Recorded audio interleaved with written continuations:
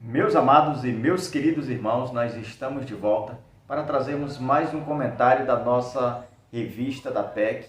Estamos de trimestre novo, iniciando a partir desta lição, uma sequência de aulas com base no livro do Novo Testamento, o primeiro livro do Novo Testamento, o livro de Mateus, aonde nós vamos aprender sobre Jesus como Messias e Rei, apresentado aí no Evangelho de Mateus. Então eu te convido a ficar comigo até o final dessa videoaula e sempre, claro, sempre fazer anotações dessas informações que nós vamos aqui apresentar, pois isso muito vai ajudar professores, alunos, a superintendentes, a todos que queiram ir bem inteirado para a sua escola bíblica dominical. A oportunidade é aqui através dessa plataforma do YouTube. Então, antes de nós partirmos aqui para darmos sequência a esta aula, eu quero te convidar a ser um parceiro do nosso canal. Como? Se inscrevendo. Se inscreva, você que não é inscrito,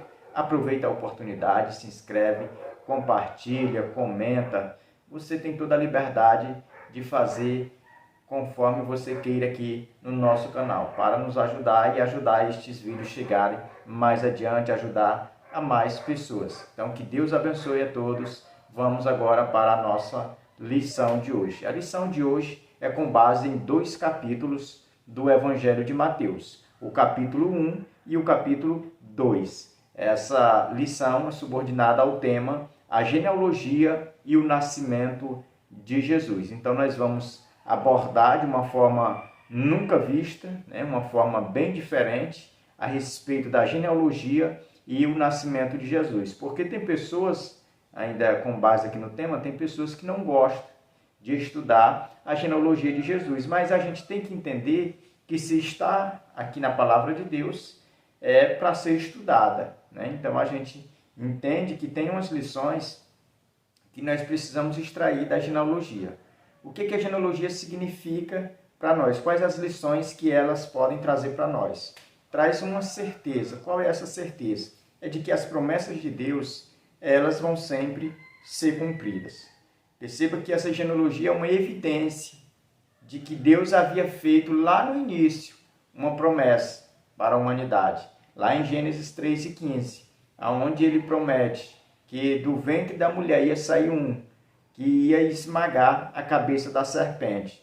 Depois ele vem a Abraão e faz aquela promessa de que todas as famílias da terra seriam benditas em Abraão, a partir da posteridade de Abraão. E a gente vê também uma profecia, uma promessa que Moisés libera, dizendo que no meio da congregação dos seus irmãos nasceria um que seria maior do que Moisés. E esse haveria de reger todo Israel, todo o povo, e todo o povo ia lhe ouvir. Então, todas essas promessas que Deus liberou lá no passado, elas estão presentes na genealogia aqui, de acordo com o que Mateus ele vai descrever.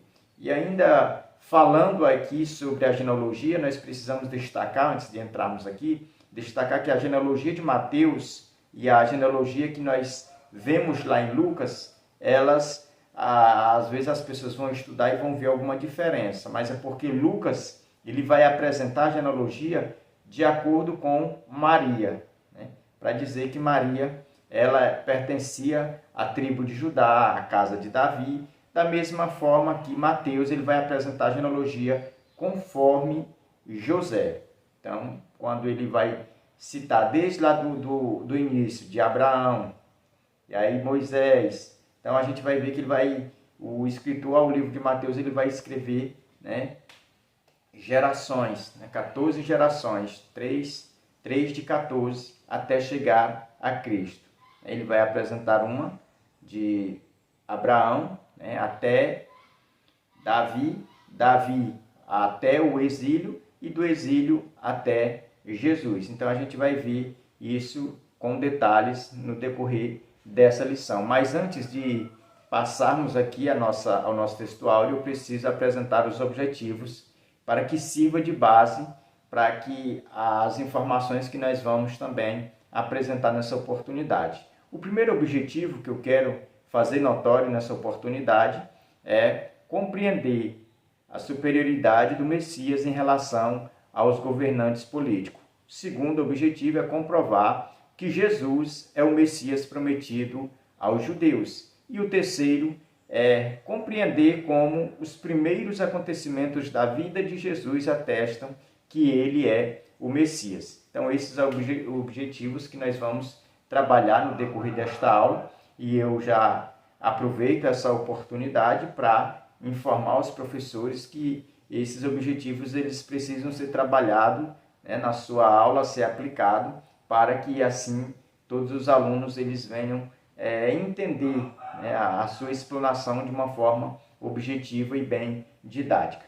Então, as informações que nós queremos apresentar, primeiro é sobre o livro de Mateus, antes de nós apresentarmos aqui o nosso textuário. A primeira informação é que o Evangelho de Mateus ele é considerado por muitos acadêmicos como a maior obra-prima ou obra literária da humanidade. Por quê? Porque esta obra ela vai apresentar a Jesus, né? A vida de Jesus, o seu ministério, que é a sua obra, a sua morte e a sua ressurreição. Então, por isso que o livro de Mateus, por alguns acadêmicos, ele é considerado muito importante. Primeiro porque ele é a ponte que vai ligar a antiga aliança à nova aliança. Ele está bem no centro, né? É o primeiro livro do Novo Testamento. Então a gente vê que o Evangelho de Mateus é um evangelho importantíssimo. Primeiro, porque foi escrito para os judeus, né? Tinham o objetivo de provar para os judeus que Jesus ele era o Messias, ele era o desejado das nações, o enviado de Deus, ele era o ungido de Deus e era o Cristo. E ele não vai, né, o escritor, o livro de Mateus, ele não vai poupar, né, o seu conhecimento acerca das profecias do Antigo Testamento, a fim de provar que Jesus era o Messias. Então ele vai usar aí mais ou menos 47 referências diretas, né, do Antigo Testamento. É o evangelho que mais usa referência do Antigo Testamento, né, as profecias que eram relacionadas a Cristo. Então a gente vê que Mateus aqui ele não poupou essa questão do conhecimento da lei. A gente que vai estudar o livro vai ver muito essa questão, porque é uma marca registrada só do Evangelho de Mateus. Então esse evangelho ele se destaca dos demais evangelhos sinóticos, que é Marcos e Lucas. E a gente vê que o Evangelho de Mateus ele é mais robusto. Isso a gente vai ver no decorrer dessa lição, que ele é mais robusto, ele tem mais informações. E aqui já esclarecendo, né, para os irmãos, já servindo de pano de fundo para a gente entrar aqui no textuário, a gente precisa entender que o Evangelho de Mateus ele foi escrito lá pela década, né, já de 60 a 70, não se sabe ao certo. Alguns vão dizer que foi em 64, outros vão dizer que foi em 62, mas não vai haver esse, vamos dizer que esse acordo, né, entre todos, vamos dizer que especificando o ano certo. Mas o que a gente não pode perder de vista é que foi entre o ano 60 e 70. Então esse evangelho ele não é o mais antigo. O Marcos foi o primeiro evangelho a ser escrito. O Evangelho de Mateus ele pegou, vamos dizer que o esqueleto do Evangelho de Marcos. Marcos a gente vai aprender que ele vai escrever aos romanos. O objetivo do Evangelho de Mateus era muito diferente, era escrever aos judeus, provar que Jesus era o Messias, né, o desejado aí das nações. Então a gente vai ver que Marcos, ele, como escreveu aos romanos, não precisava mostrar muitas evidências, até porque os romanos não conheciam, né, o Antigo Testamento com precisão. Já os judeus eles precisavam, porque eles ouviam, liam, mas eles precisavam de evidências, né? A pessoa que estava falando precisava mostrar nas Escrituras que Jesus era o Messias. Então nós precisamos entender que o Evangelho de Mateus ele é diferente nesse aspecto do Evangelho de Marcos. Mateus ele vai copiar de Marcos só o esqueleto, né, só a estrutura, como iniciar, né, os relatos. Então, quando você for estudar com mais detalhes aqui o Evangelho de Mateus, você vai ver que ele vai fazer ênfase ou trazer em destaque os 5 grandes sermões de Jesus. Isso a gente vai aprender e você precisa, claro, né, pesquisar um pouco sobre esses 5 importantes sermões, porque cada um deles, aqui na nossa lição, vai ter uma lição específica tratando desses assuntos. Então, Mateus ele vai fazer destaque a esses, vamos dizer que a esses sermões que vai marcar aquilo que vai fazer esse evangelho ser diferente dos demais, né? Vai ser um evangelho mais robusto, vai ser mais cheio de informações, cheio de profecias, né, de promessas do Antigo Testamento, comprovando que Jesus era o Messias. Então, nós vamos agora passar para o nosso textuário. Mateus 1:21 que diz: Ela dará à luz um filho e lhes porás o nome de Jesus, porque ele salvará seu povo dos pecados deles. Essas palavras elas foram ditas a José, né, que é esposo de Maria, mãe de Jesus, pelo anjo. O José, ele, conforme o relato aqui do capítulo 1 e capítulo 2 de Mateus, a gente vai ver que ele era um homem muito piedoso, né, e ele vai entender, né, que a sua pretendente ela se encontra grávida e ele vai querer, né, deixar ela às ocultas para não difamá-la, para não causar um escândalo público. Então, à noite, quando ele vai dormir meio que perturbado com essa informação, o anjo do Senhor vai aparecer para ele em sonho, né, e vai trazer essa mensagem, dizendo a ele que ele não se preocupe em recebê-la como esposa, porque o que estava no seu ventre foi obra do Espírito Santo. E aí o anjo, ele fala vamos dizer que essa mensagem para ele, né? Dá o nome, revela a José o nome dessa criança, que era para ser colocado o nome de Jesus, que Jesus ele era um enviado de Deus que viria, né, para perdoar o povo, para libertar o povo do pecado deles. Então a gente já vê o próprio ministério de Cristo aqui sendo integrado no próprio nome dele, né, através dessas palavras que o anjo, através do sonho, revela a José. Então, depois que José tem esse sonho, ele é motivado, ele entende, né, vamos dizer que o papel de Maria e até mesmo dele nessa contribuição para preservar essa criança. Então, a gente vai ver isso no decorrer da lição. Eu só precisava,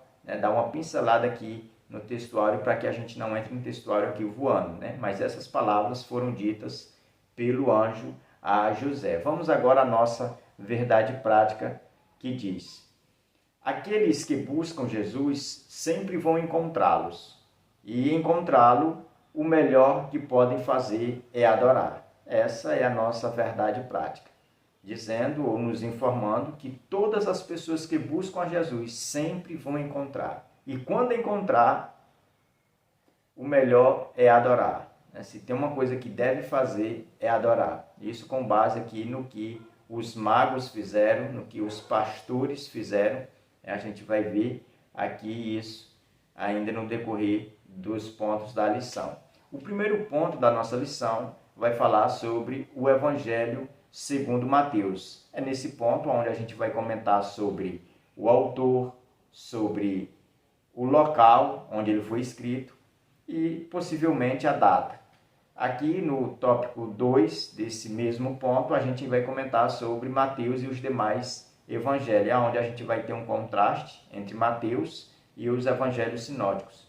E terceiro tópico desse primeiro ponto, nós vamos falar um pouco sobre as características do Evangelho de Mateus, deste livro, né? Características exclusivas, específicas de Mateus. A gente vai ver isso com precisão aqui no tópico 3, aqui do ponto 1. O ponto 2 vai falar sobre a genealogia e nascimento do Messias.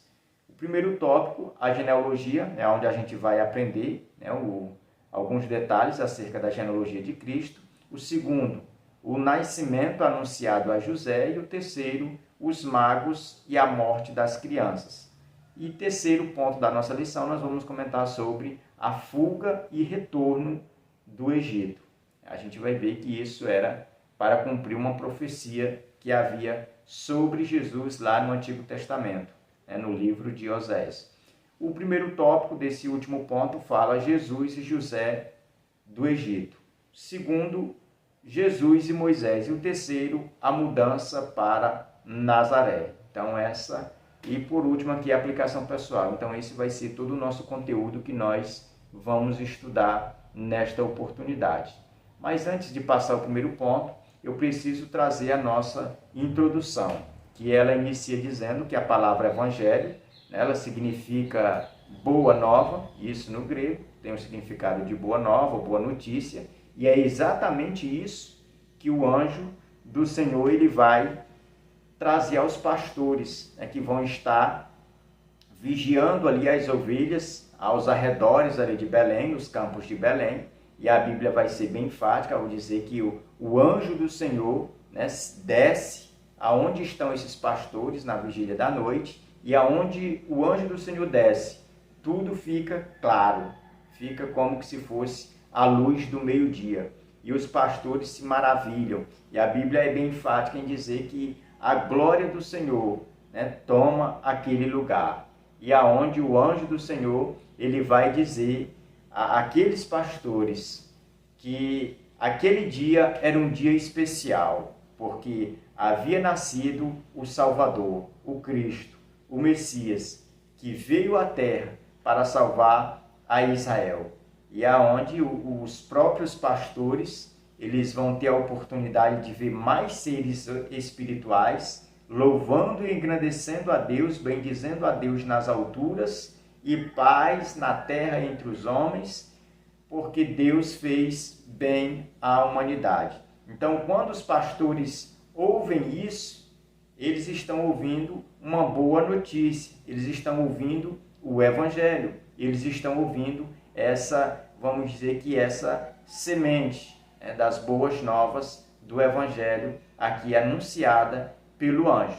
Então, quando os anjos se ausentam da presença dos pastores, voltam, retornam para o céu, esses pastores eles vão lá em Belém, aonde eles vão encontrar em uma manjedoura um menino envolto em panos, e vai ver Maria e José, e eles vão relatar o que eles viram, o que eles ouviram, do que eles participaram.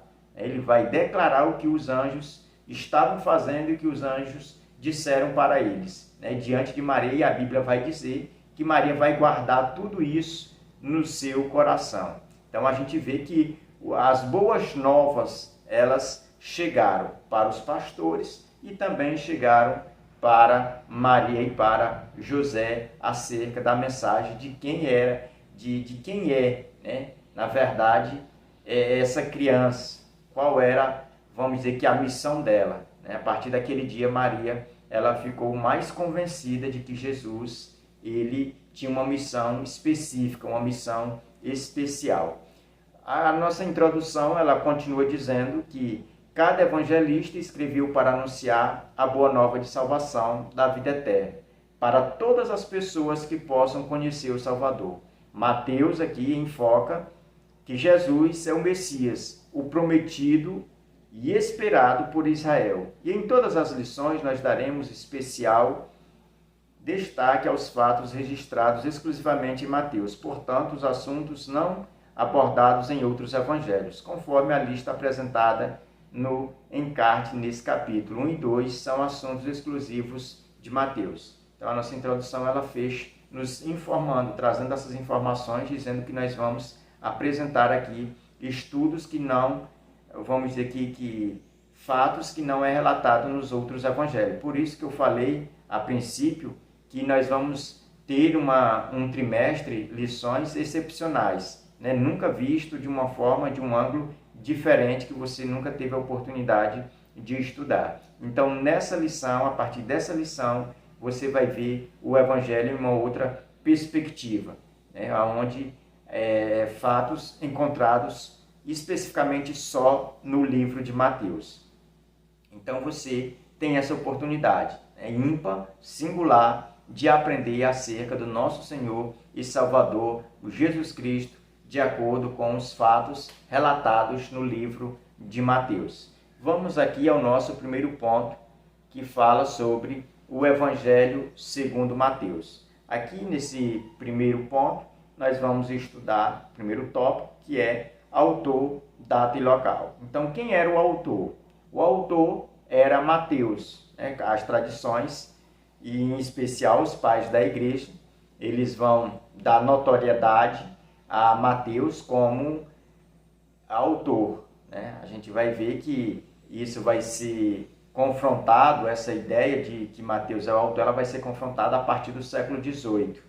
Isso lá nos primeiros séculos do cristianismo, a autoria de Mateus ela não era descreditada, ou ninguém lançava dúvida acerca dessa autoria, mas do século XVIII para cá se levantaram alguns duvidando de que seria Mateus, mas os pais da igreja nos primeiros séculos, da igreja primitiva, como Papis, Eusébio de Cesareia e tantos outros, eles defendem que a autoria é de Mateus. Quem era Mateus? Mateus ele era um discípulo de Jesus. Mateus era um apóstolo que tinha por nome Levi, era coletor de impostos, foi chamado, deixou a coletoria de lado e seguiu a Jesus. Então, todos os fatos aqui narrados, encontrados aqui no Evangelho de Mateus, o próprio autor estava presente. O próprio autor teve a sua participação aí ativa, porque ele estava em todos os cenários aqui relatados,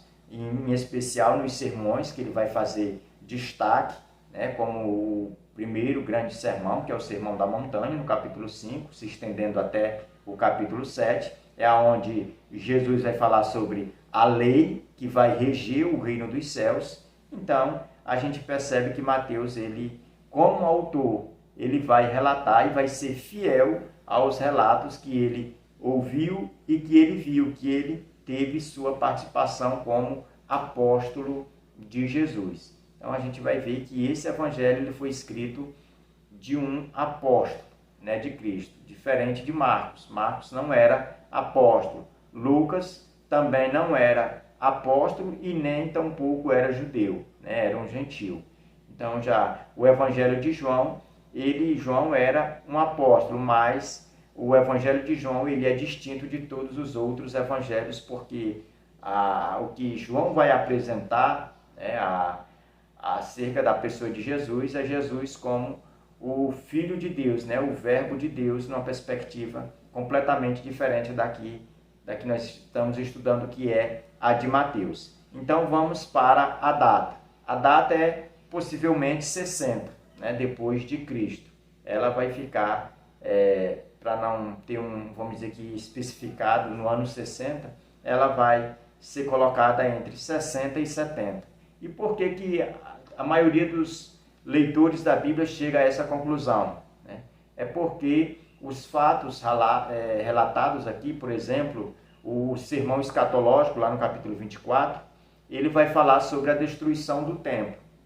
E, segundo o autor aqui que escreveu o Evangelho de Mateus, esse fato ainda não tinha acontecido.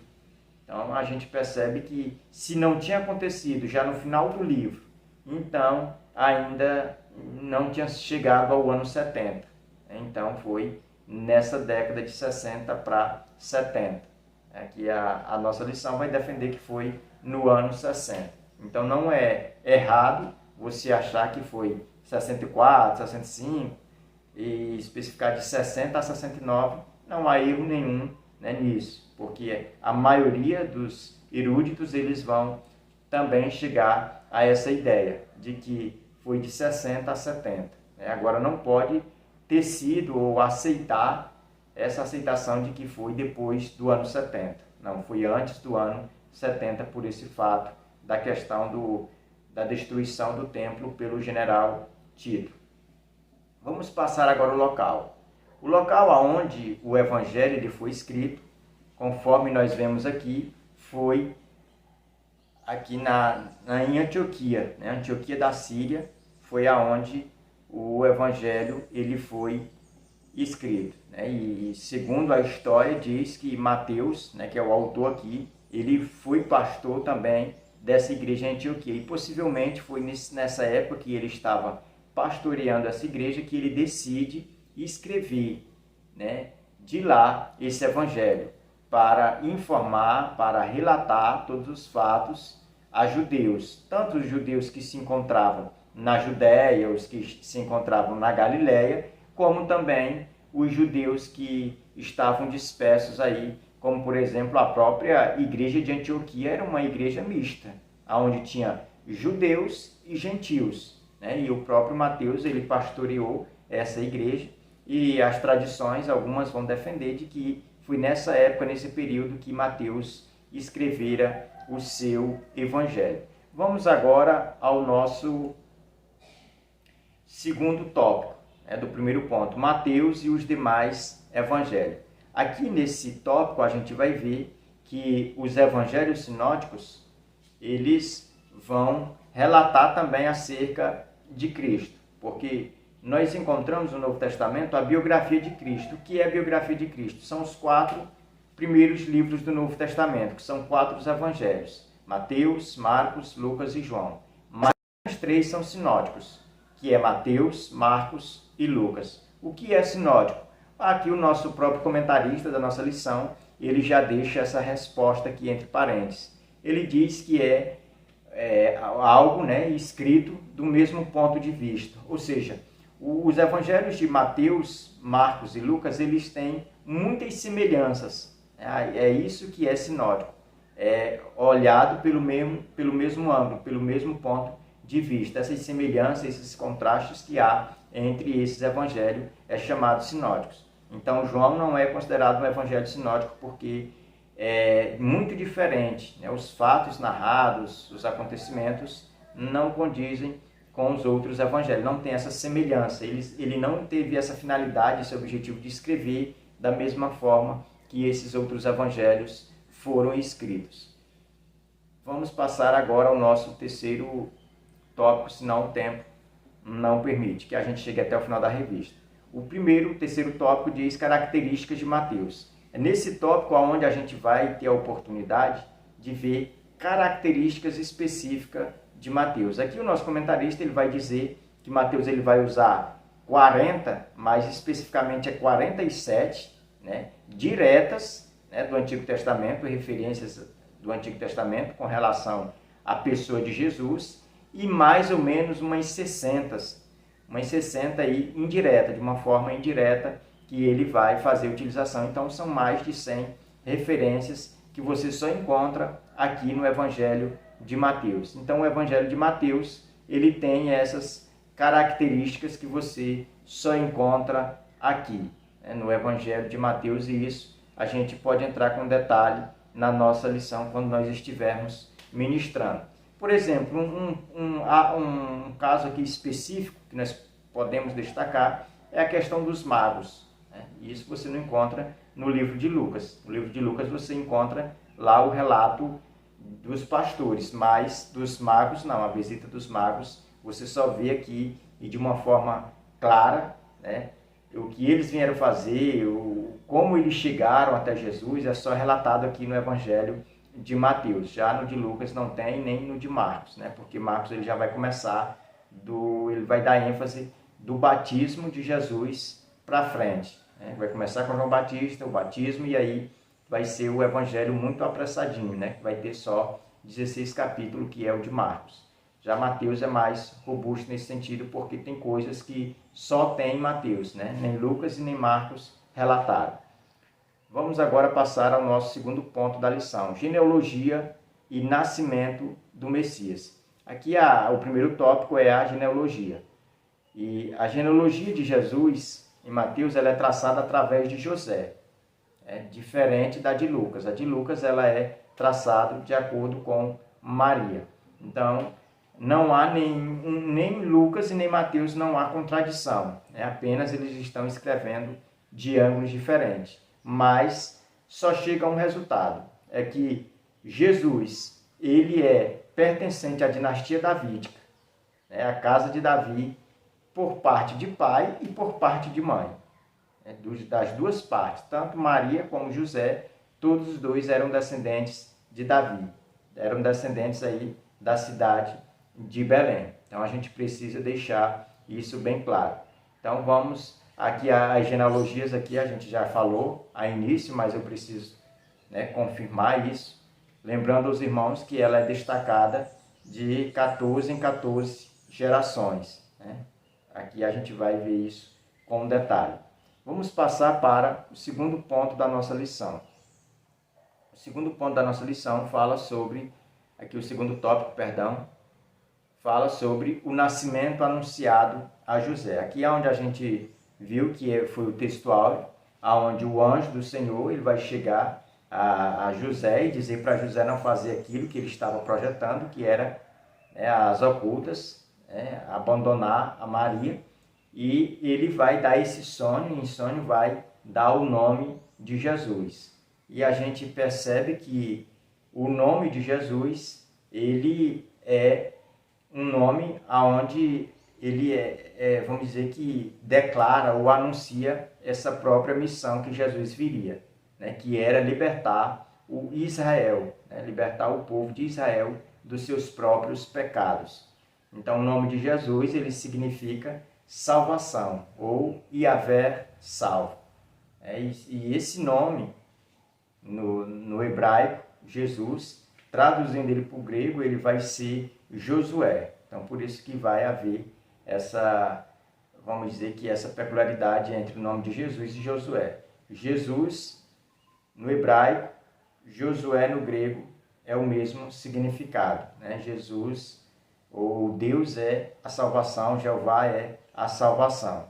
Então a gente precisa também fazer destaque, né? Vamos dizer que nesse relato, né? No relato que o anjo vai apresentar a José acerca do nome. Então por isso que o nome de Jesus ele vai ser um nome revelado, né? Porque vai especificar a sua missão. Vamos passar para o terceiro ponto, terceiro tópico, os magos e a morte das crianças. Aqui é um fato que é encontrado só em Mateus, onde os magos eles vão sair do Oriente, seguindo uma estrela. E aqui a gente já tem que aproveitar essa oportunidade para desmistificar, né, o que, quando está próximo do Natal, a mídia prega por aí afora, né? A mídia ela prega essa mensagem e quer deixar bem claro que tudo isso aconteceu quando Jesus estava na manjedoura. E na verdade não foi, né, dessa forma. Assim como as pessoas acreditam, né, que os magos vieram, encontraram o menino na manjedoura, não foi. Jesus já havia se hospedado, né, a família já estava hospedado em uma casa, né, já tinha saído ali do estábulo.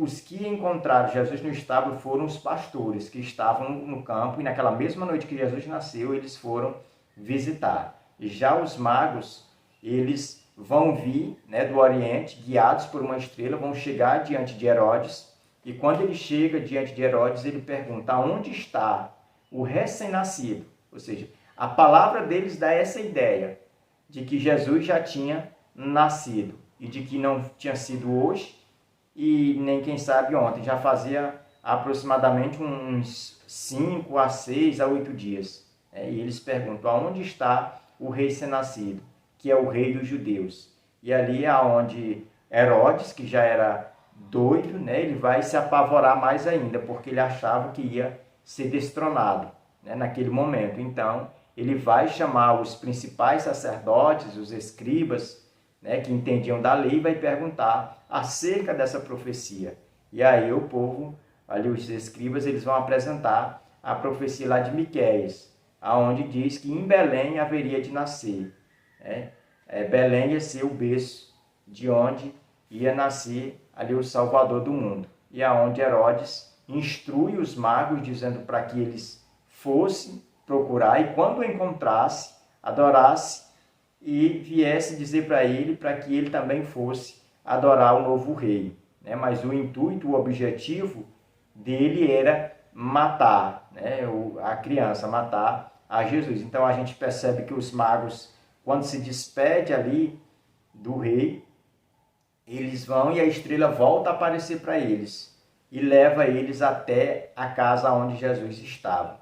E quando eles chegam ali, eles se prostram, né, diante daquele recém-nascido. E ali leva ou apresenta o que eles estavam levando, que era ouro, incenso e mirra, os presentes. E a gente percebe ali que eles adoraram ali o Salvador do mundo. E aqui é onde a gente percebe que os judeus, né, os hebreus, que eram principais responsáveis ou se consideravam guardiões da lei, não foram procurar Jesus, mas aqui os sábios do Oriente, que não entendiam da lei, que não conheciam a lei, vieram adorar a Jesus. Então a gente percebe aqui que alguém que procura Jesus encontra, né? Por mais que se levante, né, as dificuldades, os obstáculos, mas encontra. E quando encontra, adora. É o que a nossa verdade prática, ela desnuda diante de nós essa verdade, para que nós precisamos entender que se estamos diante de Jesus, nós devemos também adorar. Então Herodes, ele fica muito bravo por entender que foi, vamos dizer que de uma certa forma enganado, se sentiu enganado, né, pelos magos, porque os magos, depois que prestaram culto a Jesus, um anjo em sonho, né, falou com eles dizendo para que eles não retornassem para a terra deles pelo mesmo caminho, mas que fizessem uma outra rota. E aí aonde eles vão, fazem essa nova rota, não passam mais pelo palácio herodiano, voltam para o Oriente. E Herodes, percebendo que eles não voltaram, ele agora assina um decreto para que os soldados vão a Belém, né, e a todas as vilas, né, circunvizinhas, ali adjacentes a Belém, que matem todas as crianças, né, abaixo de 2 anos, para que não corresse o risco desse menino ficar vivo. E é onde a gente vê que a história de Moisés era um símbolo ou uma sombra do que Cristo também iria passar, né? Que na época que Moisés nasceu foi da mesma forma. Todas as crianças que nasciam, homens, eles eram mortos. E é onde a gente vai ver que Deus preservou Moisés assim como preservou Jesus. E naquela noite, o anjo do Senhor voltou mais uma vez em sonho a José e disse para que José fosse para o Egito. É assunto aqui do nosso próximo ponto. O próximo ponto da nossa lição, nós vamos falar sobre a fuga e retorno do Egito. É o primeiro tópico, Jesus e José do Egito. Aqui nesse primeiro tópico a gente vai ver, né, vamos dizer que a semelhança que há entre Jesus, a história de Jesus e a história de José. A história de Jesus diz que Jesus ele vai fugir de Belém rumo ao Egito, né, porque Herodes procurava matar. E por que Jesus vai para o Egito? Para preservar, né? José vai levar a mãe e o filho para que eles tenham suas vidas preservadas.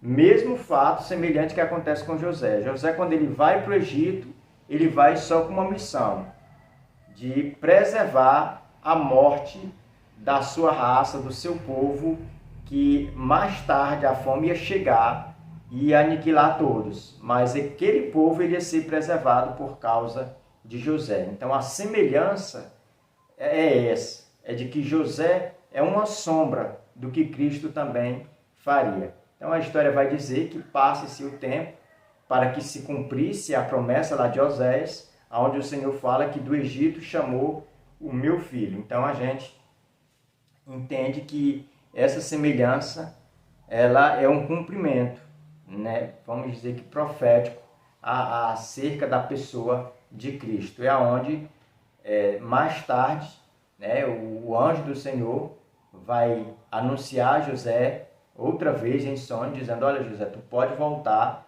para as terras de Israel, porque aquele que procurava tirar a vida do menino está morto. É onde José vai voltar, quando entrar nas terras de Israel, vai se informar que quem está no governo é Arquelau, filho de Herodes, vai temer, né, que esse possa andar atrás do menino, perseguir, procurar tirar a vida. Então ele vai voltar lá para Nazaré. Ele não vai ficar na Judéia, ele vai para a Galiléia, 100 quilômetros de distância. Ele não vai ficar na cidade de Davi, que é Belém, mas ele vai para Nazaré, e é por isso que a gente vai ver aqui no último tópico, que Jesus ele é mais conhecido como esse, vamos dizer que, esse apelido Nazareno, que tem uma profecia no Antigo Testamento também que dizia que ele ia ser chamado de Nazareno, porque ele ia morar, né, na cidade de Nazaré. Então a gente vai mais à frente, né, dar ênfase a esse assunto. Vamos passar agora ao tópico 2 do último ponto, que é Jesus e Moisés. Aqui a gente vai ver a semelhança de Jesus com Moisés. Aqui Mateus ele mostra que o Salvador escapou da matança, né, do rei Herodes, e a gente vai ver que assim também Moisés ele também teve esse livramento, ainda quando criança, quando recém-nascido, ele foi poupado, né, porque a sua mãe, né, direcionada por Deus, né, conseguiu esconder ele até um certo tempo, e aí depois colocou ele em um cesto, né, todo bertumado, para que não entrasse água, colocou no rio Nilo, foi aonde a filha de Faraó tomou aquele menino hebreu como afilhado, né, como filho, e aí aonde esse menino ele vai ter esse livramento, né, no Egito.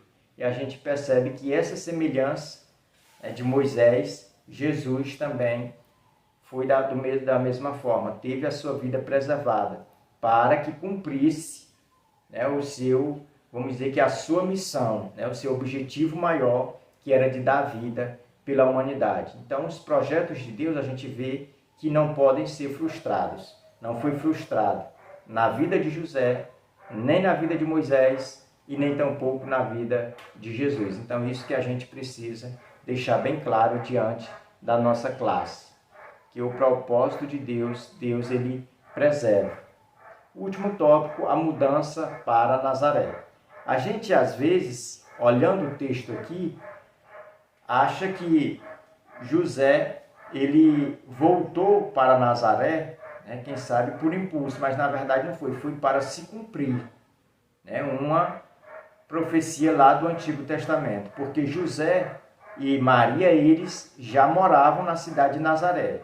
Aí quando eles foram, né, a chamada deles foram em Nazaré. Aí quando eles foram para a cidade de Belém, eles foram para o recenseamento, isso conforme Lucas. Eles foram para o recenseamento. E foi aonde Jesus nasceu. De lá eles foram para o Egito. Depois eles vão voltar de novo agora para Nazaré. Nazaré, uma cidadela da região da Galileia. Então por isso que Jesus ele é conhecido tanto como Nazareno como Galileu.